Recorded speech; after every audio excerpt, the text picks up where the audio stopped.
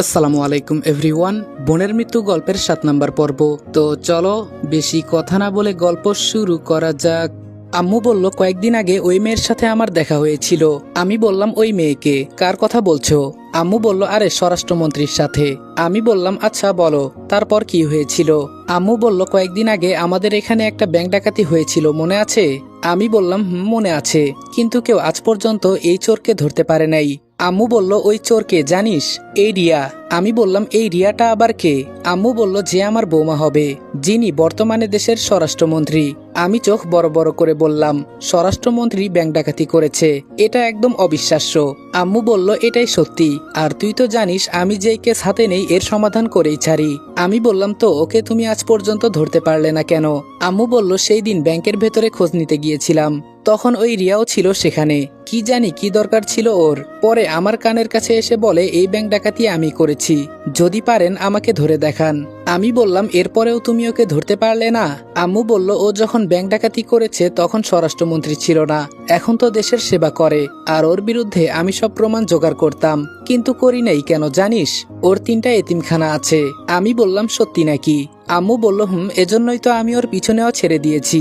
যাই বলিস না কেন, মেয়েটার কিন্তু মনটা অনেক ভালো।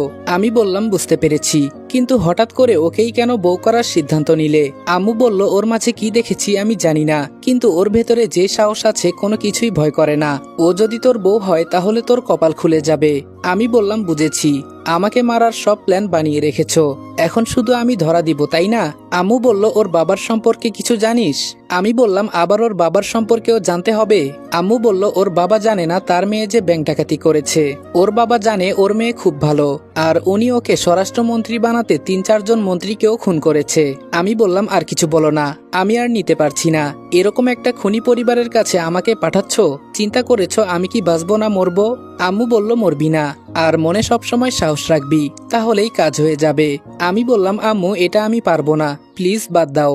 আম্মু আমার দিকে তাকিয়ে বলল, আমি জানতাম তুই না করবি। আচ্ছা, তোর মনে কি একটুও সাহস নাই? আমি কি ভীতু ছেলে জন্ম দিয়েছি?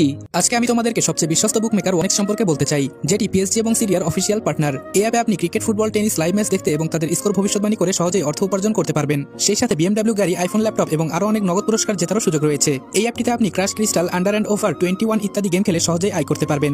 সাইন আপ করার সময় আমার প্রচার কোড রিদওয়ান8 ব্যবহার করে আপনার প্রথম জমাতে 24,000 টাকা পর্যন্ত পান। আপনি বিকাশ, নগদ, ব্যাংক, ক্রিপ্টো, পেপাল এবং অন্যান্য সহজ পদ্ধতির মাধ্যমে সহজেই আপনার জেতা টাকা তুলতে পারবেন। এখানে আপনি 24 ঘন্টার 7 দিন গ্রাহক সহায়তা পাবেন। তাই এখনই গুগলে ওয়াইক সার্চ করে অফিসিয়াল ওয়েবসাইটটিতে গিয়ে রেজিস্ট্রেশন করুন, আর রেজিস্ট্রেশনের সময় অবশ্যই আমার প্রচার কোড রেদওয়ান8 ব্যবহার করে প্রথমবার ডিপোজিটে 24,000 টাকা পর্যন্ত পান।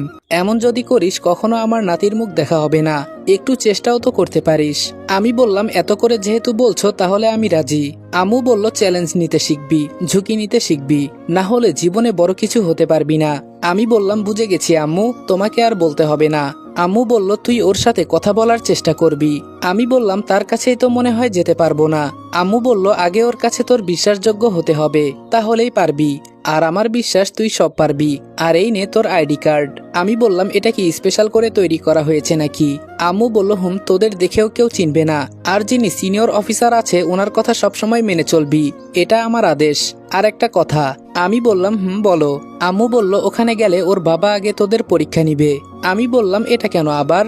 আম্মু বলল, আগে উনি দেখবেন তোরা ওনার মেয়ের জন্য যোগ্য কিনা। আমি বললাম, কেমন পরীক্ষা হতে পারে আম্মু? আম্মু বলল, মৃত্যুর মুখে রেখে উনি তোদের পরীক্ষা করবেন, শুধু একটু সাহস রাখবি। আমি বললাম, আর কিছু বলতে হবে না, আমি সব বুঝে গেছি, আমি মরার জন্য তৈরি। সকালে রেডি হয়ে আম্মুর দেওয়া ঠিকানায় চলে গেলাম। দেখি 3 জন মেয়ে আর 1 জন ছেলে, আমার থেকে হয়তো কয়েক বছর বড় হবে। আমার মনে হয় তিনি সিনিয়র অফিসার। গিয়ে সেলুট করলাম। অফিসার কাগজে কি জানি দেখে বলল, তোমার নাম রনি? আমি বললাম, জি স্যার, ম্যাম আমাকে পাঠিয়েছে। অফিসার বলল, গুড, মন দিয়ে তোমরা সবাই কাজ করবে। 2 জন ওর পাশে বডিগার্ড হয়ে থাকবে, আর 2 জন ওকে আড়াল থেকে ফলো করবে। ওর সাথে সবসময় বডিগার্ড হয়ে থাকবে তোমরা 2 জন।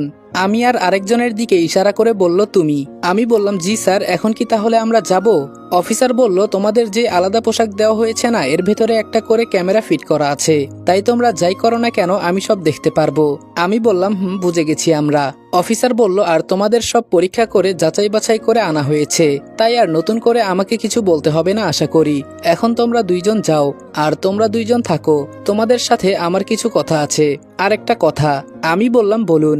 অফিসার বলল, আমার অনুমতি ছাড়া কেউ 1 পাও নড়বে না। যদিও তোমার সামনে বন্দুক থাকে, দেখতে পারতেছো তোমার দিকে গুলি আসছে। আমি যতক্ষণ পর্যন্ত বলবো না জায়গায় দাঁড়িয়ে থাকবে, মনে থাকবে তো? আমি বললাম জি স্যার, আসি তাহলে। যেতে যেতে মেয়েটাকে বললাম, আচ্ছা তোমার নামটা কি জানতে পারি? মেয়েটা ইয়া বড় চশমা পরিষ্কার করতে করতে বলল, আমার নাম তাসলিমা। আমি বললাম, কোন থানা থেকে এসেছেন আপনি? মেয়েটা বলল, আপনার এত জেনে লাভ আছে, আমাদের যা কাজ দিয়েছে সেই দিকে নজর দেন। আমি বললাম, এটা আর কঠিন কাজ কি, আমি তো রোজই এসব কাজ করে থাকি, একটু চাপা মারলাম আর কি। মেয়েটা বলল, দেখা যাবে, ওখানে গিয়ে শুধু ভয় পাবেন না। আমি বললাম, দেখবেন আমাকেই ওরা ভয় পাবে। হঠাৎ করে আওয়াজ এলো, এই কোনো কথা হবে না, চুপচাপ যাও। আমি বললাম, কি ব্যাপার?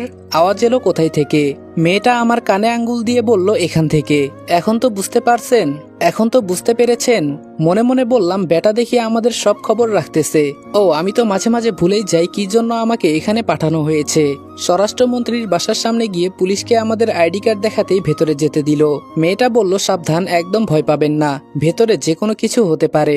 আমি বললাম, ভয় আর আমি কোনো ভয় পাই না। মেয়েটা রাগী দৃষ্টিতে আমার দিকে তাকিয়ে দেখলো। দরজার কাছে পা রাখতেই একটা জ্যান্ত ছেলের মাথা আমার পায়ের নিচে পড়ল। আমার দুইটা পা রক্তে মাখামাখি হয়ে গেছে। আমার পাশে থাকা তাসলিমার হাত আমি শক্ত করে ধরলাম। সামনে তাকিয়ে দেখি দুইটা ছেলে মিলে মাথা আলাদা দেহটাকে একটা গামলার উপরে পা দিয়ে চেপে ধরে আছে। শুধু দেহটা এদিক সেদিক নড়তে লাগলো। এগুলো দেখে তো ভয়ে আমি কাঁপতে লাগলাম। আমি কোথায় এলাম? নিজের মৃত্যু তো এখন মনে হয় নিজের চোখের সামনে দেখছি। মেয়েটা বলল, এই আমার হাত ছাড়ুন। আমি বললাম, আমি তো আপনার হাত ধরি নাই। মেয়েটা বলল, এটা কি? তাকিয়ে দেখি সত্যি আমি ওর হাত ধরে আছি। আমি বললাম, সরি, আমি ভেবেছিলাম আপনি হয়তো ভয় পাবেন, পরে যদি অজ্ঞান হয়ে যান আমারই তো ক্ষতি হবে, এজন্য আমি আগে থেকে আপনাকে ধরে রেখেছি। যতই ভয় পাই না কেন এগুলো প্রকাশ করা যাবে না, না হলে ও আমাকে ভীতু ভাববে। মেয়েটা বলল, আপনাকে দেখে তো এমনটা মনে হয় না, যাক সামনে তাকিয়ে দেখেন কি হয় না হয়। আমি বললাম, এটাই বরং ভালো। এই তো একটা ছেলে আমার পেছনে দাঁড়িয়ে আছে। চট করে ছেলেটাকে জিজ্ঞেস করলাম, ভাই ওকে এভাবে মারছে কেন? ছেলেটা রাগী চোখে আমার দিকে তাকিয়ে বলল, তোকেও এভাবে মারবে যদি বেশি কথা বলিস। আমি একটা মোচড় দিয়ে বললাম, তাসলিমা এমনটা কি সত্যি সত্যি হবে? অফিসার বলল, এই ছেলে এত ভয় পাচ্ছ কেন? আমি কি এখন তোমাকে যে এখানে পাঠিয়েছে ওনার কাছে অভিযোগ করব তোমার নামে? আমি আস্তে করে বললাম, সরি স্যার, আমি তো ওর সাথে মজা করছি, সামনে বড় বিপদ, এজন্য আগে একটু হেসে নেই। অফিসার বলল, চুপচাপ নিজের কাজ করো। তাসলিমা বলল, এখন হয়েছে? শুনেছ স্যার কি বলল? আমি আগে থেকেই বলেছি এত কথা বলবা না। আমি মনে মনে বললাম, আগে এখান থেকে বেঁচে ফিরি, তারপর স্যার আর তোর যদি 12টা না বাজায় আমার নাম রনি না, দেখে নিস। সবাই রক্ত জমানো গামলাটা নিয়ে পেছনের দিকে যেতে লাগলো। মেয়েটা বলল, এই চলো আমরাও দেখি কি করে। আমি বললাম, কাজ করতে এসেছি নাকি আমরা এখানে দর্শক, কিছুই তো বুঝতে পারছি না। তাসলিমা বলল, আজাইরা কথা বলা বন্ধ করো। পেছনে গিয়ে দেখি অনেক বড় একটা মাঠ, তবে এক কোনায় ভিড় জমে আছে। আমরা গিয়ে দেখি একটা মেয়ে বসে আছে, তবে আমাদের থেকে কিছুটা উঁচুতে। মেয়েটার চেহারা দেখা যাচ্ছে না, কাপড় দিয়ে চেহারা ঢাকা। রক্তের গামলাটা নিয়েই ওর উপর ঢেলে দিল। রক্ত দিয়ে মেয়েটার শরীর ভিজে একদম লাল হয়ে গেছে। এর একটু পরেই একটা ছেলে বড় একটা পাতিলে কি যেন এনে মেয়েটার উপর ঢেলে দিল। রক্ত পরিষ্কার হয়ে এখন মেয়েটার শরীর দুধে সাদা হয়ে গেছে। পরে পানি দিয়ে সব পরিষ্কার করে যেই মুখ থেকে কাপড় উঠিয়ে ফেললো, দেখে তো আমি সত্যিই ক্রাশ খেয়েছি। এত সুন্দর মেয়ে কি আজও এই পৃথিবীতে হতে পারে? আম্মু তো বলেছিল স্বরাষ্ট্রমন্ত্রীকে বউ করতে, এখন তো এই মেয়েকে বউ করতে আমার খুব ইচ্ছে করছে। ঠোঁটের নিচে একটা তিল, সাথে উপরেও, দেখে তো একদম ঝাক্কাস লাগছে। আমার চোখের পাতা পড়ছে না। ওকে দেখে মনে হয় আমি আবার নতুন করে প্রেমে পড়েছি। ধুর, আবার নতুন কি? আমি কি আগে কখনো প্রেম করেছি যে নতুন করে প্রেমে পড়ব? এটা তো আমার প্রথম প্রেম হতে যাচ্ছে। এটা কার বাসা আমার তো ভালো করেই জানা আছে। কি সব চিন্তা করছি আমি, উল্টাপাল্টা এসব আর চিন্তা করা যাবে না। সাইড থেকে তাসলিমা আমাকে ডাকতেছে। আমি বললাম, কি হয়েছে? তাসলিমা বলল, এভাবে ওর দিকে তাকিয়ে আছো কেন? আমি বললাম, আমার প্রেমের ঘন্টা বেজে গেছে। তাসলিমা বলল, একটু আগে যে ছেলেটার মাথা কাটলো না? আমি বললাম, তো কি হয়েছে? তাসলিমা বলল, এই মেয়েকে লাভ লেটার দেওয়ার কারণে এই অবস্থা করেছে। আমি চোখ তাড়া করে বললাম, কি? তাসলিমা বলল, আর ছেলেটা আমাদের এখানে যিনি নতুন এমপি হয়েছে তারই ছেলে। আমি মনে মনে বললাম, আমাকে কেউ বাঁচা, না হলে আমি এখানেই মারা যেতে পারি। কোন জায়গায় আম্মু আমাকে পাঠিয়ে দিল। তবুও মনের ভয় দূর করতে বললাম, তাহলে এই মেয়েটাকে যার জন্য এত কিছু করছে সবাই? তাসলিমা বলল, যাকে আমরা প্রোটেকশন করতে এসেছি তিনি আমাদের দেশের একমাত্র স্বরাষ্ট্রমন্ত্রী রিয়া ম্যাম। আমি মনে মনে বললাম, এই রে খাইছে, আম্মু ওকে বউ করতে বলেছে আমাকে। এখানেই কি ভয়ঙ্কর, ওর কাছে গেলে তো আমার জীবন নিয়ে টানাটানিও হতে পারে। যা হবার পরে হবে, সামনে যা আছে তারই চিন্তা করি। আর আমি কেন হুদায় ভয় পাচ্ছি? তাসলিমা বলল, এই আমি কিন্তু এখন স্যারের কাছে কমপ্লেন করব। আমি বললাম, আরে আমি তো কাজের চিন্তা করছি, ওকে কিভাবে রক্ষা করতে হয় তারই। মাইক দিয়ে এখানে সবাইকে আসতে বলা হয়েছে, কি জানি এখন এখানে কি করে। আমি বললাম, আচ্ছা তোর কি মরার ভয় করে না? তাসলিমা বলল, তোরে যে আমি নিজের হাতে কখন মেরে ফেলি বলতে পারি না, এত কথা বলিস কেন? চুপচাপ দাঁড়িয়ে থাকতে পারিস না? আমি বললাম, আমরা যেই কাজে এসেছি সেটা কখন হবে? তাসলিমা বলল, ওর বাবার সাথে কথা হবে আমাদের, আগে এগুলো শেষ হতে দে। আমি বললাম, আমার না একটু ক্ষুধা পেয়েছে, সাথে কিছু এনেছিস খাবার মতো? ও আমার দিকে রক্তলাল চোখে তাকিয়ে ব্যাগ থেকে একটা চকলেট বের করে দিয়ে বলল, নে এইটা খা, খেয়ে মরে যা, না হলে আমাকে মেরে ফেল তুই।